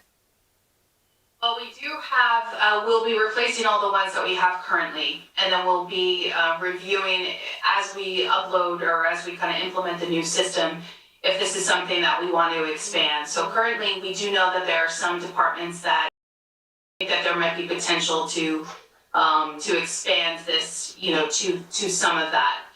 We'll be exploring that, but right now, we'll be replacing all the ones that we have currently. Madam BA, can you give me a list of how many employees are doing time sheets and then you approve? Or what we can do is Ryan. In, any directors that do not clock in and they put the time that when they come in and when they leave, do you have a list of those employees, exempt or not exempt, that use that type of method to justify the pay every 2 weeks? But employees and who are expected to work at all hours and not just in the city building. There are others who do not use the same system. So what I'll do is I'll work with Ryan to get the full listing, and then we'll detail the ones. Now, some timekeeping teams, so we are gonna evaluate as we're doing this implementation process, if some of the people who haven't been doing it should be doing it going forward. So who overrides that? Or who supervises those sheets when they come in with hours and overtime or whatever that is handling? Yep, so that's all done at both division levels, up to the department level, up to the BA's office. For overtime approvals, we actually do a lot of approvals via email for, emergency situations, and then payroll. So all that information is tracked. So this equipment is forced to buy it because we went into that payroll company? Yes, well, I would say that we have learned through the implementation of the payroll, the first part of the implementation process, that this is going to be the most efficient way to continue the work of tracking people. Company to manage our payroll. Why the payroll company cannot supply the equipment? Well, this is part of in their bid, they included this as one of the costs. So it would be, a cost that we would have to incur, because for every city, it's a different situation. For different numbers of clocks that would be needed in small cities versus big cities versus different buildings and so on. So we would have to tailor it. So this payroll company could come tomorrow and say we need this other software equipment to make sure that we could do the job for us? No, I think this was the only issue that was a little bit up in the air, and we thought we had to, because it's that important to the success of really the implementation. We want to do this right. If we're doing this all at the same time, we want to make sure we're making the proper investment and having success right out of the gate. Okay, thank you. Thank you, Councilman. 61 is gonna be consent. Council Not President. consent, regular. I'm sorry. Which one? Which one is that? 61. 61, he said. Yeah, the contract, the $18,000 contract. Council President. Yes, Councilman Jackson. Great, thank you, Council President. So first of all, relative to the comment the PA just made, it was part of the bid. If it was in fact a part of the bid and we approved the bid and it was included in that, we should not be incurring any additional cost for equipment. Secondly, let me remind everyone that we hired additional personnel to handle payroll, but yet we're still outsourcing the payroll services. I'm a bit concerned, and I'm looking forward to see that report on the various departments and personnel that's excluded from the punch-in system. And I think this is rather discriminatory, and unless there's any specifics within the contract, so Madam BA, can you please include the captions within their contracts and or the provisions of law that prevent various members, for whatever reason, whether they're a director, whether they're a police officer, or whatever the case might be. If we're implementing a new system, everyone should be utilizing it. Shouldn't be spending the public's dollars and then allow certain people, certain divisions and people to get away with just writing in what they've done. It's not how this thing works. There's a level of accountability. I mean, obviously it's non-existent here, but it's still, we should be holding to that level of accountability. Thank you, Councilman. Okay. Council President, can I just clarify the one part about the bid specs? Sure. Thank you. So within the bid specs, just to clarify, Councilman Jackson, it was an option for us to choose, and it was an option that we did not choose. But I wanted to make sure it was clear that it was part of the original purchasing proposal, so that we followed all purchasing law. And it was something when we came back, we then, upon implementation, we were able to include it with this additional resolution today. Thank you. Thanks. Any other Appointments for the mayor. Council President, consent? Consent for 65, okay. Council President, Consent. Madam Clerk, who's the appointment for? for housing. It's for the mayor. It's Council for President, housing authority. put it regular, please.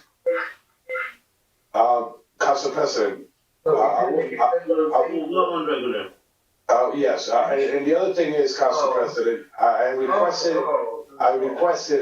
IT, can you? Councilman Velez, 1 second. Councilman Velez, one second. For what one regular? The 65. I was hoping you were gonna go to consent, but it looks like I spoke about it again. But Kathleen did a good job. Mr. IT, Who's speaking? Mr. IT, can you mute yourself? Because It's Councilman Velez, it's an appointment. I understand. I know it's an I should appointment. mention the mobile part too. Hey, Mr. IT, are you discussing business after the vote? Sophia, can you go Right, back? Ryan, yeah. So, I know the corporate council told me to put it in writing, but Yes. because I'm Councilwoman, because I did the request at the last meeting, I'm here and out of the state. So I wanna make it official to request a resolution, because we need to know why she resigned, and at least, and, you know, if somebody resigned in any commission that I appoint them, I receive a letter, I receive why, so I would like to see the resignation letter that she put forward on it. Okay, Mr. President, if I may, Mr. President? Nothing to do with the resolution. Yes, that we Madam do Clerk, now. yes, Yes. Councilman Velez, Yes, before this go resolution. ahead. Yeah, before this resolution came today, I distinctly asked the mayor's office to send me the resignation letter. It might be in my email, I'm not very sure, but they said they would email it to me.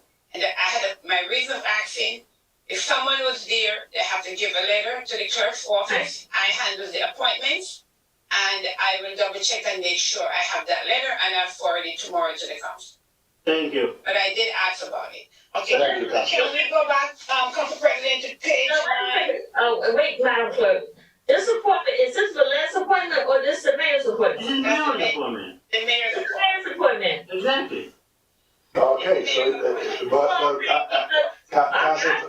Council Ruby Kine. I'm just asking, this appointment is it? Listen. Councilman, let me listen, Councilman. Don't listen to what people tell you to. I'm just saying, it made me think that it was an appointment. I am the statutory agency, I am the statutory agency chairman. If something happens to any of those, agency, we should know why they resign. Why? Are the mayors afraid? Okay, Councilman, tell me why. I people resign, you don't wanna tell me why. Councilman Velez, Right. Councilman, can you, We pretty much have quite a few items there on the next page, 9 and 10. So 24 is administration, that's the one that was taken off December for the best practice checklist. yes, Okay, the Corporation Council wanted to speak on that, or is there any? No, that's good. Cool, regular. is everything is on the, I have a question. here, on the resolution. Go ahead, Councilwoman Mims. So, to stop, any action as it pertains to this item. And normally when that happens, you can't do anything for 4 years. So I'm just trying to understand. Council. May I, Council President? Yes, Corporation Counsel. Thank you. Thank you, Dr. Mintz, for that question. The actions taken by the school board last Thursday were not authorized under the statute. And action they deemed appropriate. However, improper and not compliant with the statute that action may be. As a result, you may nonetheless consider this resolution. You're well within your rights and purview as a council to proceed with this resolution. And I don't want to say much more, and I'm trying to pick my words carefully because I don't want to give away that the actions taken by the school board were not compliant with the statute. Lastly, I will say this. The school board has also extended an invitation to the city council to meet with them and discuss this issue and any other concerns that the city council has. They, of course, extended this invitation only after we drafted this resolution and moved forward with this process and put it forward for the council's consideration as requested by Council President and other members of this council. So that invitation is out there as well. I would urge the city council to look into that and take the school board up on that. So I'm just asking the question because as serving as the education chair, this was never presented to our committee. So, I mean, this is my first time when it came before this council seeing it. It didn't come to education committee. And we do have an education about things going through the process, and this never came to the committee. And I thought that we said in the last meeting when there was a discussion that we were supposed to present it within 180 days to the district, and we had not followed that process. If I may, Council President. Yes, go ahead. I did watch that last meeting, and I do understand sort of the dialogue that was had with the first assistant. We are currently compliant with all timeline and restrictions. If the city council moves forward with this, then we would be compliant with the timeline to move the elections to April as contemplated by the city council. That would also afford us enough time to provide the requisite notice to the county as well. I will also note for the record that I provided notice directly to the school board and the superintendent that the city council was considering this very item tonight and likely would continue to consider it and possibly take action on it at the regular meeting. Thank you. So just one more question, Council President. So if this item is presented next week and it passes, what happens if the school board presents it and it passes there? What happens at that point? Well, at that point, I believe the school board's actions would be unlawful and not compliant with the statute. So we'll have to wait for it to go to court because we won't be able to move the school board elections if it's in litigation. Well, it might wind up in litigation and we've thought about that process. We do think that there's a good chance if it did wind up in litigation, we'd be able to get a resolution well in advance of April. But again, I urge the city council in its good judgment to seriously consider this resolution and consider the school board's very recent overture to meet and discuss it. Council President. I'll put my comments on the record next week. I won't say them tonight, but next week I'll have some comments. Okay. Mr. President, Yes, okay, Mr. President, yes, I sent the letter that was dated January 7th to all the council members. I emailed it on Friday, and I sent a hard copy in everyone's home packet.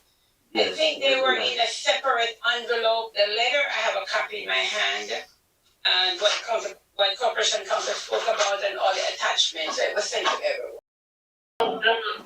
I think that I need to come downstairs with you and speak with you, Amen. You know, like maybe we need to have an executive session because you're saying that there's some things that you cannot say because it might take us into litigation.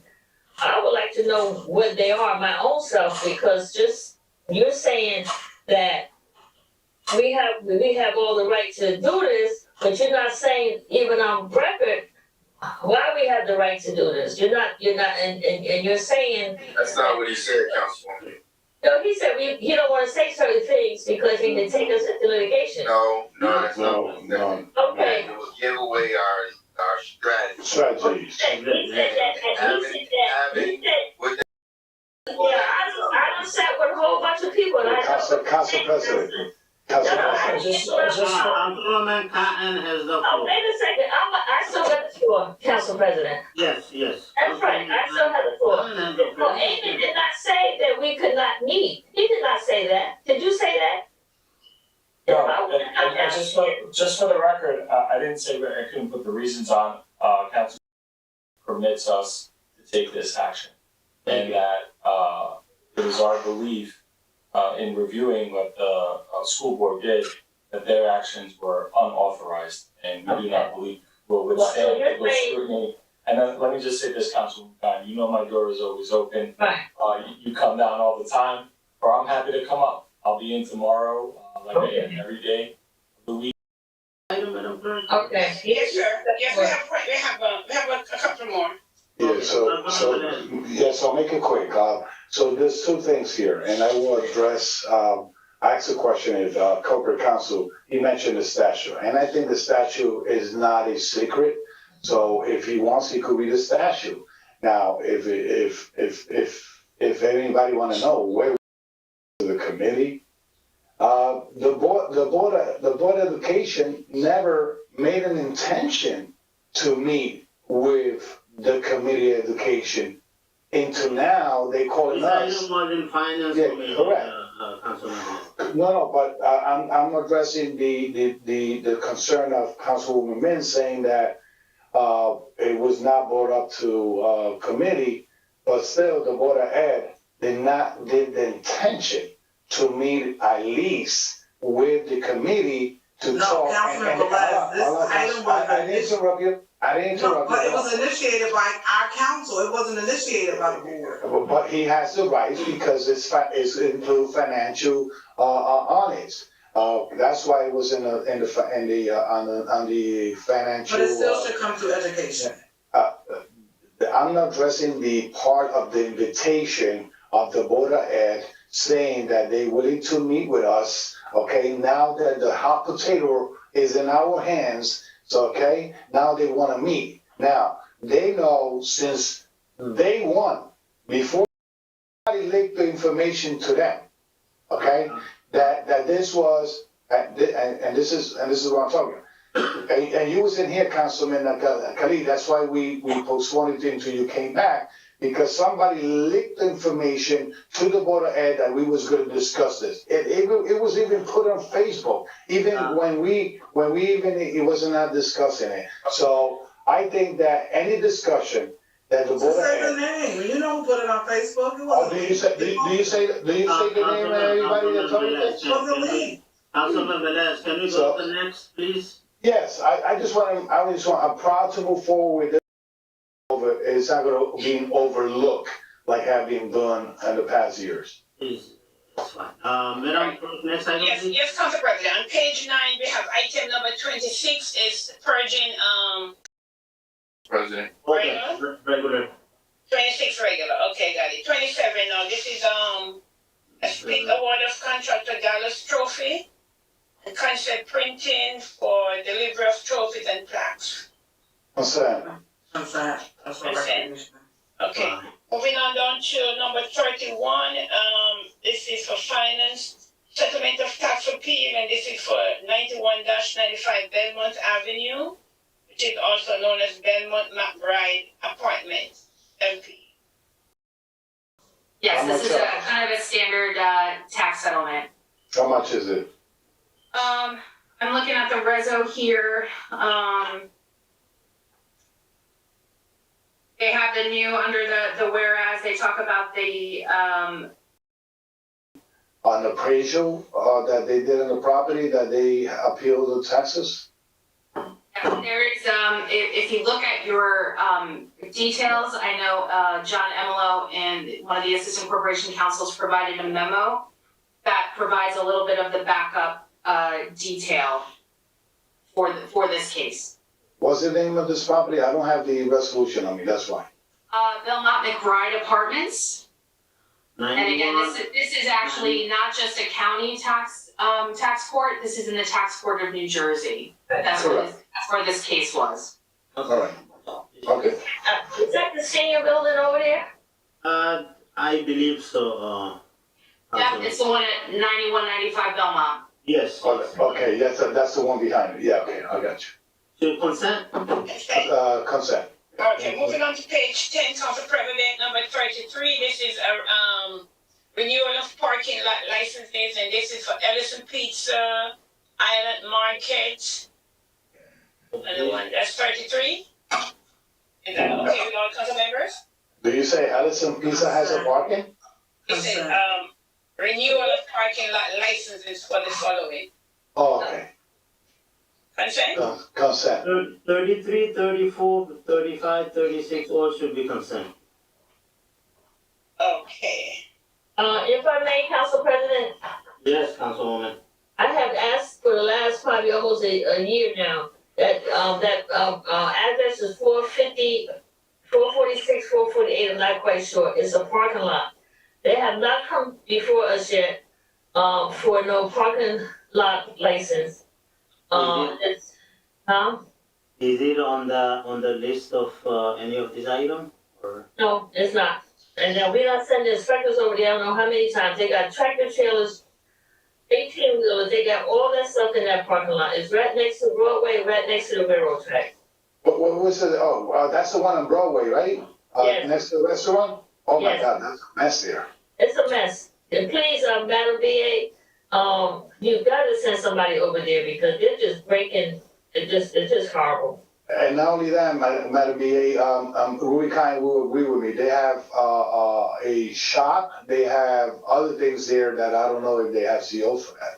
What is this, 446 Broadway? It's Yeah. either, I think it's 446 or 448. It could be 450, I'm not quite sure, but 450. It's 450. It used to be the former auto supply. There, Right. way back. It's right next to the train tracks, right there. 450. Thank you, Councilmember Les. Thank you, Councilwoman Karen. Any other item, Madam Clerk? Council President, yes, the agenda is finished, but we didn't cover the public portion. Did you want to? That's the last item. We didn't do the public portion. Council President, we did it already. We did No, the that public was, portion. no, we did a special meeting. That was from the special meeting, not the workshop. The workshop Wow. was not. Okay, I have a okay. note here. Okay, public portion is now open. Okay, let me just repeat the number, Council President, and then I will ask Ryan if there's anyone. The public portion is now open. The one who wishes to participate to dial 973-321-1579 and enter code 8326.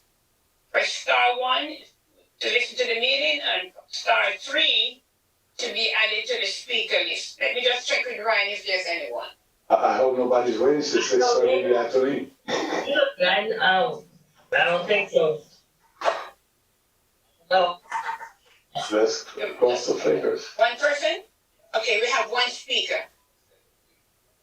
Just give him a second. We have a speaker. I see where they come. You wanna find out? Give him a minute. Okay, Council President, we have to give them a minute. There's one person there, but Ryan is asking us to give them a minute to see, trying to see if we can get them through, but they've been there. It may be the same lady that was, Miss Morris that was on the special meeting. I know she spoke on that one. Ryan is trying to get to see what's going on.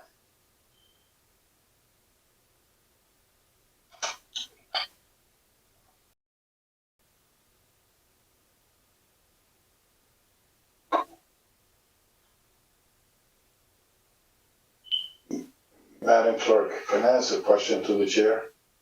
Yes, sir. is that, and I'm gonna do it public, is any rules in place, that any councilman that wanna leave the meeting have to excuse themselves or something like that? Because They should, no, their role, Councilman Velez, they should let the council president know if they need to leave. Let the council president know, I need to leave the meeting, and council president would say to us, what's the name, needs to leave the meeting. That's the proper way to do it. Mr. President, sorry, Yes, Councilman Madam Clerk. Velez, I seems to can't locate that person. May I entertain a motion to close the public portion, a motion in a second? Move to close. Move to close the public portion by Councilwoman Cotton and second by Councilman Velez. Mendes. Mendez, I'm sorry. Okay, that was Councilman Mendez, Oh, okay. yeah, I'm not in camera, but I'm here, don't worry, we still have quorum, Council President. This meeting, don't worry about it. It's almost 1 o'clock. I don't wanna take that move, Brian. Can I continue with the roll call, Council President? Yes, please. Okay, roll call to close the public portion of the workshop session of January 11, 2022. Councilman Abdelaziz? Councilwoman Cotton? Councilwoman? Yes. Okay. Councilman Rivera is not there. Councilwoman Davila is absent. Councilman Velez? Because the public didn't have the chance to speak too late, I'm gonna do what Mike K. Jackson said, no. Mr. President? Yes. The vote is 5 in favor, 3 absent, 1 against. The public portion is now closed for the workshop session. Have a motion to close the workshop meeting? Don't move. Move. Second. Was that Councilman Mendez? Yes, moved by Councilman Mendez and second by Councilman Velez. Okay. Continue, Mr. President? Yes, please, roll call. Yes, sir. Roll call to close the workshop session of January 11, 2022. And please, I would say by the end of the week, at least have the person that you want to honor for, we will still be doing a flag raising on February 1st. After consulting with our Madam Clerk, we feel that it's still with the COVID on the rise that we will not be doing anything on the inside of the city council, but we will be doing something on the outside of the city council. So please, council members, as soon as you can get your person that you would like to honor, please do so with a headshot and a bio of the person that you want to recognize for our Black History Month. I just want to say that there's with COVID on the rise and it's starting to come back up again, and I just want our community out there to try to be as safe as possible. To be careful. Our kids are now back in school. They're not even back in school. They're virtual, and I hear from all our parents and our children that they really want to be back in school, but as of now, they can't. They got to do virtual learning until they can get a handle of what's happening here. So, and once again, I just want to thank everybody who helped me even better. As I was saying to our Lieutenant Sharon Easton, with the funds that I'm able to raise with the foundation, there's so many great ideas that I would like to share with our community. Some of the things that my husband did as a person in his life here in the city of Paterson, helping them to take the fire test, helping them to take the police test, helping them to get trained, helping them to understand how to be referees. There's so many ways and things that you can do in our community that you can make extra money doing, but someone needs to show them how they're able to do that. So with that being said, I know that doing that, it will be success. I want to thank everybody who was there, who showed up. I want to thank my council with all the projects that I do put together. And for other council members that visit me, Mendez comes through, Lewis comes through, Jackson comes through. Khalid, I just thank you for coming through. Councilwoman Mims, thank you so very much. To my Madam Clerk, my Madam VA, I know it's been like really tough because with stuff what's going on, It's just getting really kind of rough out here. I always say to people in the community, don't let no one take this joy from you. God gives you joy and you have to enjoy it. So with that being said, to you all out there, God bless you all. Have a good evening and we will see each other next week. Madam Clerk, my vote is yes. Thank you. Councilman Jackson? Hey, Paterson, so it's just the beginning of the new year, very, very difficult moment because of COVID. But please, let's stay safe. Let's use our face mask. Let's continue to practice social distancing. Let's try to stay safe, family. Protect ourselves to protect our family and protect others. This is extremely important to all my Patersonians. I really want to thank all those residents, not only the third ward, but the entire city of Paterson that constantly keep calling me with different issues. And I do want to apologize because at the beginning of the year, thank you to all those residents that called me with an incredible amount of phone calls to sign my petition to put my name on the ballot for the mayor race. I just want to say thank you. God bless you all, and I'm just here to serve. That's my only agenda. I ask God for help and just to continue serving the city of Paterson, and that's my passion. That's what I love to do. So once again, my Patersonian, let's be safe.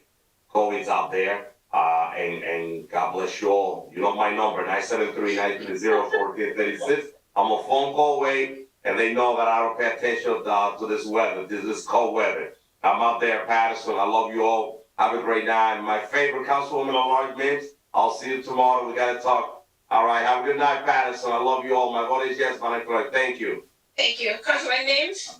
Welcome back, Councilman Mendez, one of the hardest working people I know. To Councilwoman Cotton, you are so right. You do a great job year after year. You know what I always say, we're better together. And I have your check, so don't forget about that. So to Madam Clerk, thank you for all you do. Our secretaries, Madam VA, Corporation Counsel, even to my council colleagues. First of all, I want to say thank you to all of the residents that signed my petition and my team, who is phenomenal. That was the one that said, just make sure you write everything down. So, just make sure you take care of yourself.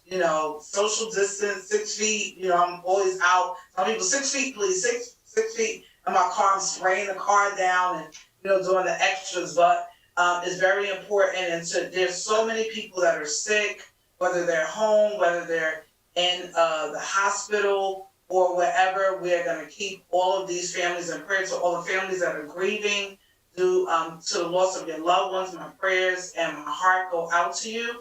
And to our students who in the Paterson Public Schools are out virtual learning. It was supposed to be to the 18th. I'm hearing that it's extended to the 25th. Also, I want to thank Javier. I think he's off now. Our CFO, I brought it to his attention as it relates to the payment for the Board of Adjustments. And I'm happy to announce that some will receive checks on tomorrow, some we approved tonight in our payment of bills, and then others he's going to give some grace to. So I'm really excited about that. And thank you for your help today as well, Madam BA. I think we can continue to do the great work that we do. As we do, Madam Clerk, my vote is yes. Thank you. Councilman Delage? Hey,